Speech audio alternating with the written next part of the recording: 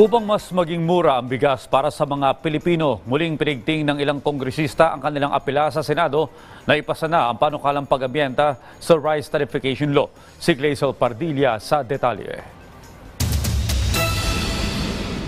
Nanawagan ang ilang kongresista sa liderato ng Senado na ipasa ang panukalang amyendahan ang Rice Tarification Law. Kamakailan lamang inaprubahan sa ikalawang pagbasa ng Kamara ang panukalang repasuhin ng RTL. Nakapaloob dito ang pagbabalik ng kapangyarihan ng National Food Authority na magbenta ng murang bigas sa merkado sa oras na magdeklara ng food security emergency kung may shortage sa supply o masyadong mataas ang presyo ng bigas. Pahihintulutan din ng NFA na mag-angkat ng bigas kung kulang ang buffer stock at walang makuhang domestic supply.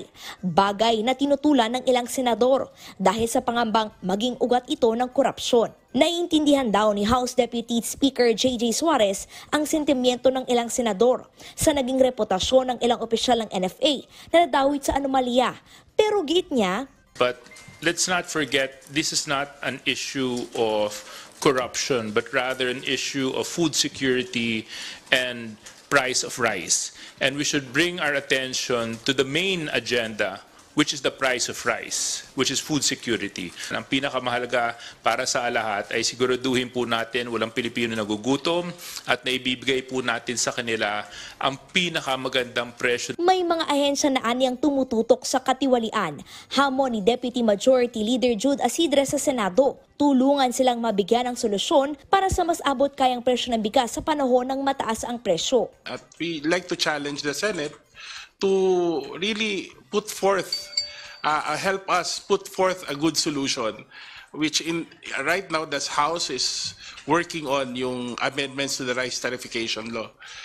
Clearly, this would ensure that there's a built-in mechanism for competition, lalo na kung mataas ang presyo, andyan yung NFA para magkaroon ng access ang ating mga kababayan sa mas murang bigas. Nais din ng panukala na itaas sa 15 bilyon mula sa 10 bilyong piso ang Rice Competitiveness Enhancement Fund.